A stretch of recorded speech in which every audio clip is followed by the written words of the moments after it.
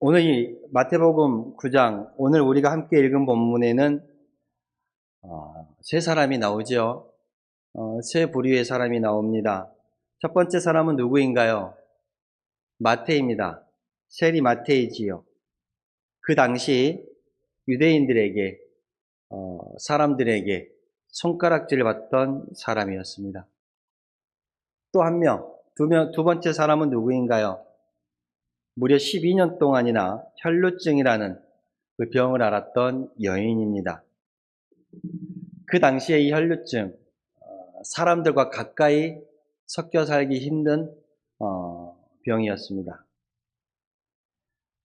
마지막 세 번째 사람은 누군가요?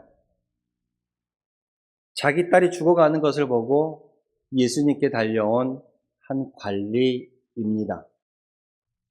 그 유대 사회의 체면과 지위도 다 내려놓고 그저 딸아이 하나 살리겠다라고 예수님 발 앞에 엎드린 사람입니다.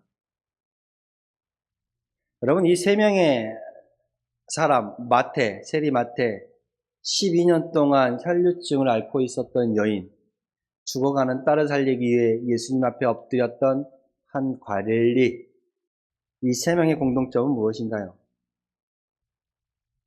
모두 자기 힘으로는 해결할 수 없는 문제를 갖고 있었다라는 것입니다. 마태는 죄의 문제를 안고 있었습니다.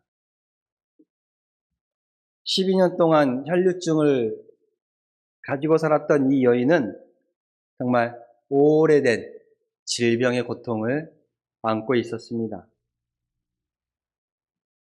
이 관리는 딸을 보고 죽어가는 그 죽음 앞에 무너지는 이 절망의 문제를 안고 있었습니다. 놀라운 것은 예수님은 이들을 외면하지 않으셨습니다. 예수님은 죄인에게도 다가가셨고 예수님은 병든 자에게도 멈춰 서셨으며 예수님은 그 죽음의 자리에도 찾아가셨습니다. 예수님은 온전하고 완벽하고 부족함이 없고 건강한 자에게 찾아가시는 분이 아닙니다. 그 사람들만 부르는 분도 아닙니다. 예수님은 오히려 상한 사람, 지친 사람, 실패한 사람, 오래 아픈 사람, 소망이 끊어진 것과 같은 그러한 사람들에게 더 깊이 찾아오시는 주님입니다. 먼저 주님은 죄인을 부르러 오셨습니다. 오늘 보면 9장의 9절에 보면 길을 가시다가 마태라는 사람을 만났습니다. 세간에 앉아 있었지요. 지금 우리는 세무서 하면 두렵잖아요. 그렇죠? 길 가다 경찰차 보면 괜히 죄가 없는데도 조심하게 되는 것처럼 뭐 사업하는 사람이나 직장들은 세무서 그러면, 그렇죠? 세무서 그러면 혹시 내가 또 뭐 잘못한 거 있나? 이 세리 세금을 걷는 사람이었습니다. 근데 그 당시 유대 사람들에게, 그 당시 사람들에게 손가락질 받는 직업이었어요. 왜요? 로마 제국을 위해서. 이 당시 유대는 로마라는 큰 제국의 식민지로 있었거든요. 그 로마 제국을 위해서 세금을 대신 걷는 사람이었습니다. 그리고 때로는 정해진 세금보다 더 많이 걷었어. 거기서 자기 이익을 챙기는 사람도 많았습니다. 그러니 내 돈 뺏어가는 사람, 내 고열을 빨아먹는 사람이라고 생각되니 저 사람은 나쁜 사람이야. 저 사람은 함께하지 못하겠어. 죄인이야. 사람들이 그를 손가락질했던 것입니다. 그래서 모든 사람들이 그를 죄인처럼 여겼습니다. 가까이 하고 싶지 않은 사람. 그렇죠? 로마에 빌붙어 사니까. 같은 민족을 억압하니까. 내 돈 뺏어가는 사람. 함께 밥도 먹지 않고 싶은 사람이었습니다. 하나님의 은혜로부터는 오히려 더 멀리 떨어져 있는 사람. 그 사람이 바로 세리라는 직업을 가진 사람들이었습니다. 그런데 예수님은 그런 세리였던 마태를 보셨습니다. 그리고 그냥 지나가지 않았어요. 사람들은 손가락질했지만 저 사람은 나쁜 사람이야, 상종 못할 사람이야, 함께 가까이에서도 안 되고 밥도 먹어서도 안 된다라고 손가락질했지만 예수님은 그냥 지나가지 않고 그 세리 마태를 부르셨습니다. 그리고 이렇게 말씀하셨습니다. 나를 따르라. 나를 따르라. 참 짧은 말씀이지요. 이 예수님의 나를 따르라라는 이 짧은 말씀이 이 마태의 인생을 완전히 바꾸어 버렸습니다.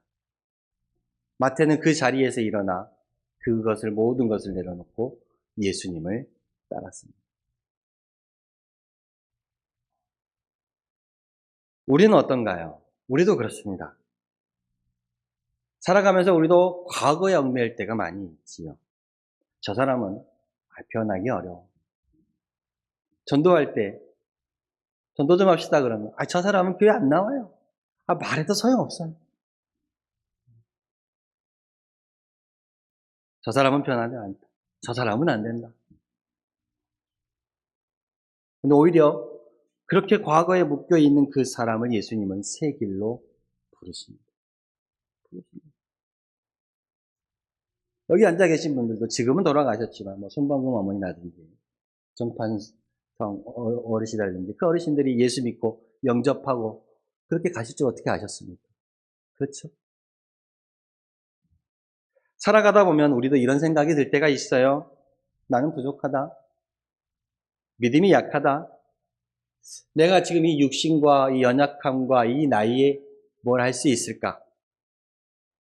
나이가 들어갈수록 어쩌면 남는 것은 후회밖에 없는 것도 같기도 합니다. 더 잘해주지 못했던 것. 누구에게? 자녀에게. 그리고 남편에게. 그리고 더 믿음으로 살아가지 못했던 것. 좀 더 빨리 예수 믿지 못했던 것. 기도하지 못하고 늘 염려만 했던 날들. 후회가 많이 남습니다. 주님은 오늘 또 우리에게 말씀하십니다. 이렇게 나를 따르라. 이 짧은 말씀이 마태의 삶을 변화시켰던 것처럼 여러분들의 삶을 변화시킬 수 있기를 원합니다. 나를 따르라. 예수님을 따랐던 그 발걸음으로 여러분의 삶이 이전과는 다른 변화된 축복된 삶이 될 수 있기를 바랍니다. 이 말씀은 완벽한 사람에게 주시는 말씀이 아닙니다. 마태에게처럼 부족한 사람에게도 주시는 말씀입니다. 실수하는 사람에게도 주시는 말씀입니다. 흔들리는 사람에게도 주시는 말씀입니다.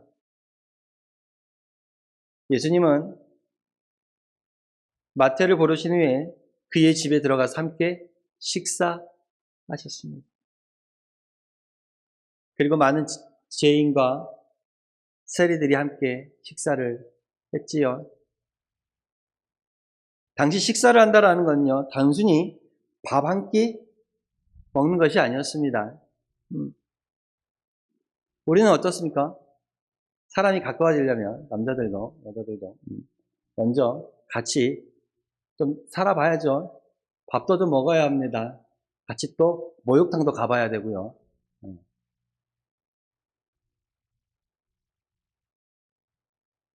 그래서 식구가 무슨 말입니까? 같이 밥을 먹는 사람이 식구입니다. 이 당시에 밥을 먹는다라는 건요, 같이 밥을 먹는다는 건 내가 그 사람을 받아들이겠다라는 의미입니다. 그러면 예수님이 죄인이었던 그 사람과 같이 밥을 먹는다는 것은 그 죄인을 내가 받겠다라는 의미입니다.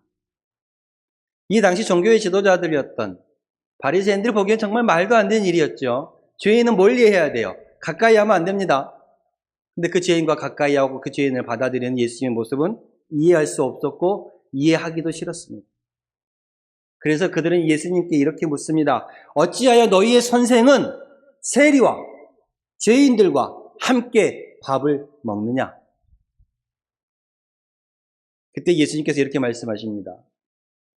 건강한 자에게 의사가 쓸데없고 병든 자에게라야 쓸데가 있느니라. 여러분, 우리가 아픈 곳 하나 없으면 병원이 필요 있을까요? 이놈의 여성분들은 이렇게 자주 안 가시지만 돈은 한 번에 많이 드시죠. 남자들은 한 달에 한두 번은 꼭 가야 돼요. 그렇죠. 머리카락을 자르러 갑니다. 자를 필요 없으면 미용실도 필요가 없겠죠. 아픈 사람이 없으면 병원도 필요가 없습니다. 예수님께 말씀이 참 은혜이지요. 건강한 자에게는 의사가 쓸 데가 없다. 병든 자에게 의사가 필요하다. 맞는 말씀입니다. 병든 사람에게 의사가 필요하듯이 죄인에게는 예수가 필요하다라는 것입니다. 상처 입은 자들에게는 치료자가 필요합니다. 길을 잃은 사람에게는 그 길을 이끌고 가줄 목자가 필요합니다. 예수님은 말씀하셨습니다. 나는 이 땅에 완벽한 사람, 의인을 부르러 온 것이 아니다. 나는 죄인을 부르러 왔다. 병든 자에게 의사가 쓸데없고 아픈 자에게 의사가 필요한 것처럼 나는 의인을 부르러 온 것이 아니다. 나는 죄인을 부르러 왔다. 이것이 복음입니다. 교회는 그래서 은혜가 필요한 사람들이 모인 곳입니다. 그리고 그 은혜를 받고 살아가는 것입니다. 은혜가 필요 없는 사람, 자기 의로 살아가는 사람은 절대 나오지 않습니다. 그래서 예수님이 말씀하셨죠. 나는 의인을 부르러 온 거죠. 교회는 은혜가 필요한 사람들이 오는 것이고, 그리고 그 은혜를 받고 살아가는 것입니다. 그렇습니다. 그렇게 우리는 누구를 판단하고 심판하고 정죄해서는 안 됩니다. 내가 저 사람보다 낫다라는 그런 우월의식도 가지고 있지 마십시오. 말씀드렸다시피 이 시골은 서로 오래 알고 지내기 때문에 장점도 알지만 약점도 많이 압니다. 저 집안에 숟가락이 몇 개인지도 다 알고요. 네.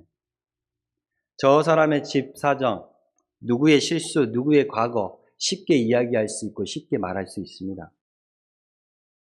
그러나 주님은 우리에게 이렇게 말씀하셨습니다. 나는 긍휼을 원하고 제사를 원하지 아니하노라. 주님은 뭘 원하신다고요? 긍휼을 원하신다고 말씀합니다. 우리가 주님께 예배하는 것도 중요합니다. 빼먹지 말아야지요. 귀하게 여겨야지요. 우리가 주님을 위해 일하고 헌신하고 봉사하는 것 중요합니다.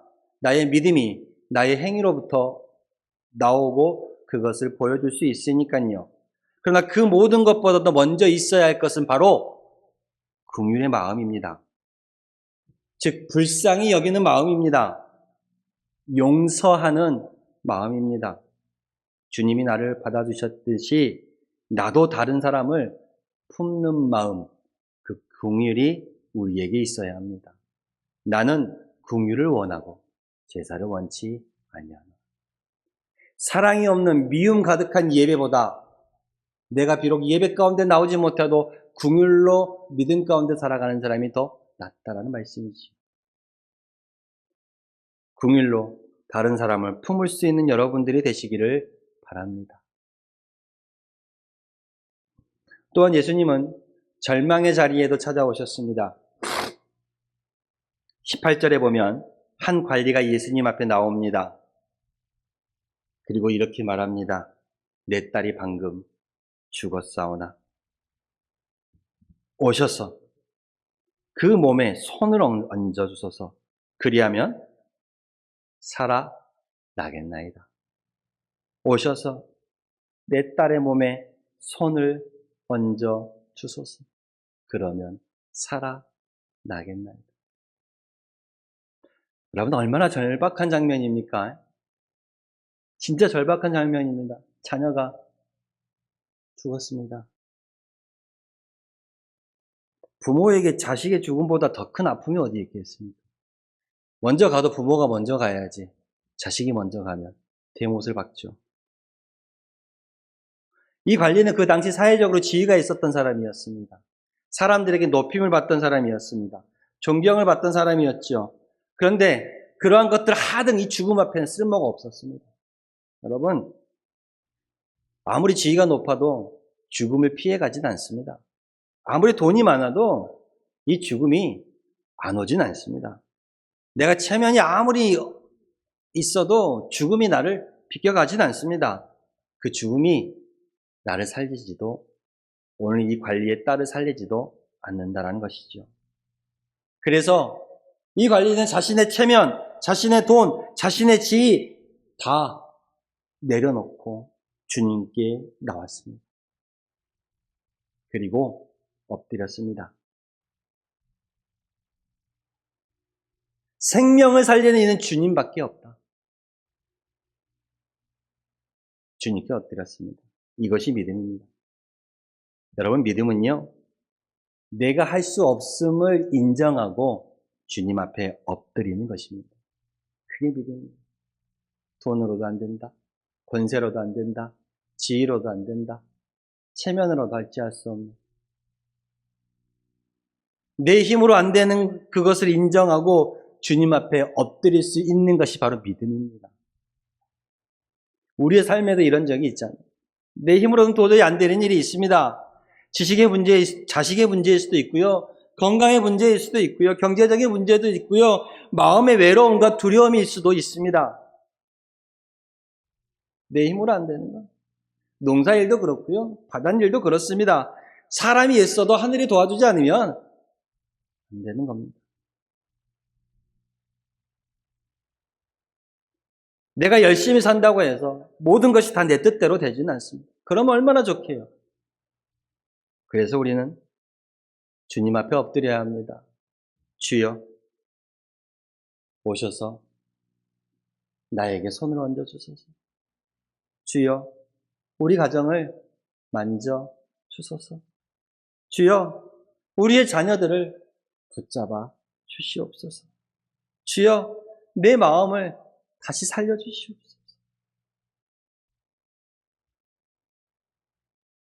놀라운 것은 예수님께서 이 관리의 말을 듣고 따라서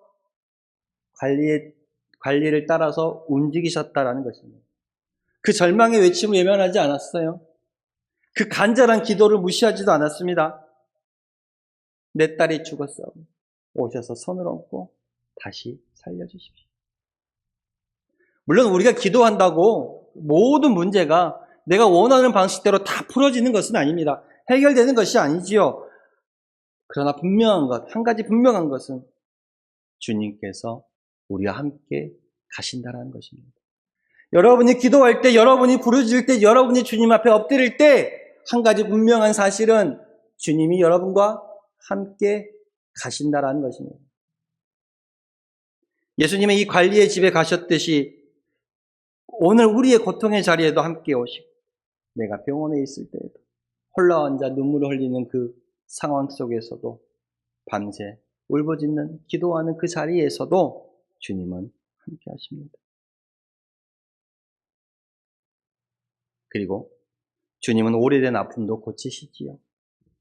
관리의 집으로 가는 동안에 또 한 사람이 등장했죠. 어떤 사람이에요?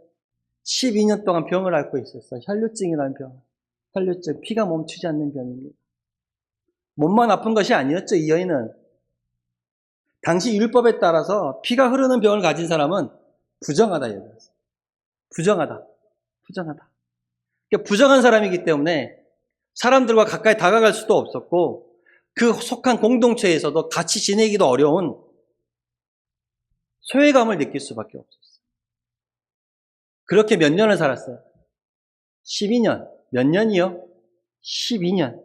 하루도 아니고 이틀도 아니고 한 달도 아니고 1년도 아니고 무려 12년.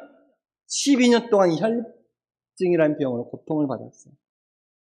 여러분, 병이 오래되면요, 몸만 지치는 것이 아닙니다. 뭣도 지쳐요? 마음도 지쳐요. 처음에는 곧 낫겠지 하다가 시간이 지나면 왜 나에게만 이럴까? 왜 나만 그럴까?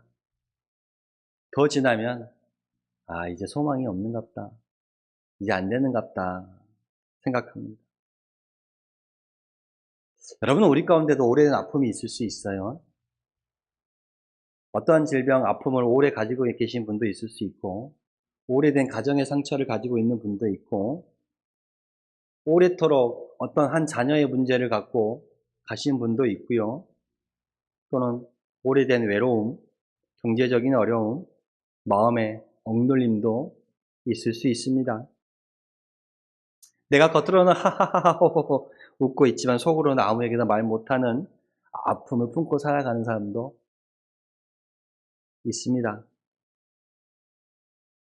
오늘 12년 동안 이 병을 앓았던 여인은 예수님이 뒤로 와서 주님의 옷자락을 만졌습니다. 그리고 그 마음속으로 생각했습니다. 내가 주님의 옷자락만 만져도 구원을 받겠다. 내가 주님의 옷자락만 만져도 낫겠다라고 생각한 거예요. 참 조심스러운 믿음이지요. 앞에 나서서 큰 소리로 외치지도 않았죠. 큰 소리로 나가지도 않았습니다. 오히려 사람들 눈에 띄는 것이 두려웠죠. 그러나 그녀에게는 믿음이 있었습니다. 어떤 믿음이요? 주님께 닿기만 하면 살 수 있다. 이 믿음으로 뭐 했어요? 손을 뻗었어요. 그리고 예수님께서 돌이켜 이 여인을 보시며 이렇게 말씀하셨습니다. 딸아, 안심하라. 내 믿음이 너를 구원하였다. 딸아, 안심하라. 내 믿음이 너를 구원하였다. 예수님은 이 여인을 뭐라 불렀어요? 딸아.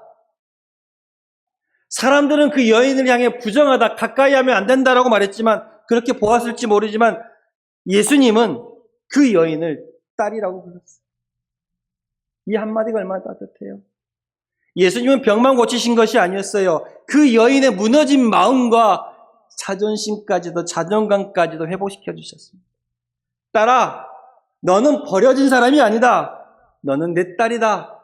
안심하라. 오늘 또 주님은 저와 여러분들에게 말하고 있습니다.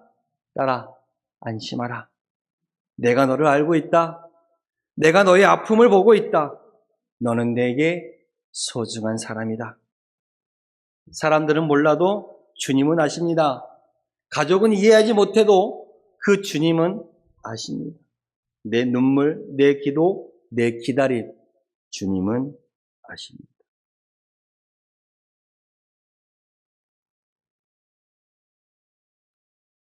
여러분, 믿음은 마음속으로만 머무르는 것이 아닙니다. 한 걸음 내딛어야 합니다. 마태에게는 그 세간의 자리에서 일어나 예수님을 따랐던 것이 한 걸음이었습니다. 이 혈류증 12년 동안 앓고 있었던 이 여인은 사람들의 그 틈을 뚫고 예수님을 만졌던 그 내밀어진 그 손, 그것이 한 걸음이었습니다. 이 관리에게는 자신의 체면 다 내려놓고 예수님께 엎드린 것이 바로 한 걸음이었습니다. 그렇다면 오늘 여러분들의 믿음의 한 걸음은 무엇입니까? 용서해야 할 사람이 있다면 마음의 미움 속 그것을 내려놓고 나아가는 것이 믿음의 한 걸음일 수도 있고요. 기도하지 못했다면 다시 주님 앞에 무릎 꿇고 기도하는 것이 믿음의 한 걸음일 수도 있습니다. 믿음은 대단한 말솜씨가 아니에요. 믿음은 어떤 대단한 걸 말하는 것이 아니에요. 믿음은 주님께 나가는 거예요. 나가는 거예요. 내 형편이 아무리 어렵다 할지라도 주님께 손 내미는 것, 그것이 바로 믿음입니다. 그 믿음을 여러분들이 가지시길 바랍니다. 주님의 음성을 듣고 딸아, 안심하라. 너의 믿음이 너를 구원하였다. 내가 너를 다시 일으키겠다. 이 믿음으로 다시 일어나시는 우리 성도님들이 되시기를 바랍니다. 기도하겠습니다. 주님, 마태를 부르시고 혈류증 여인을 고치시며 죽은 소년을 일으켜주신 주님 감사합니다. 오늘 또 우리가 주님 앞에 나아갑니다. 죄로 지친 마음, 오래된 아픔, 해결되지 않는 어려움과 또한 염려와 절망을 주님께 맡깁니다. 주여, 우리를 불쌍히 여겨주시옵소서. 우리의 가정과 우리의 자녀와 우리의 교회를, 우리의 마을을 주님의 손으로 만져 주시옵소서. 다시 일어날 믿음을 주시고 주님의 궁유를 따라 살아가게 하시옵소서. 예수님의 이름으로 기도드렸습니다. 아멘.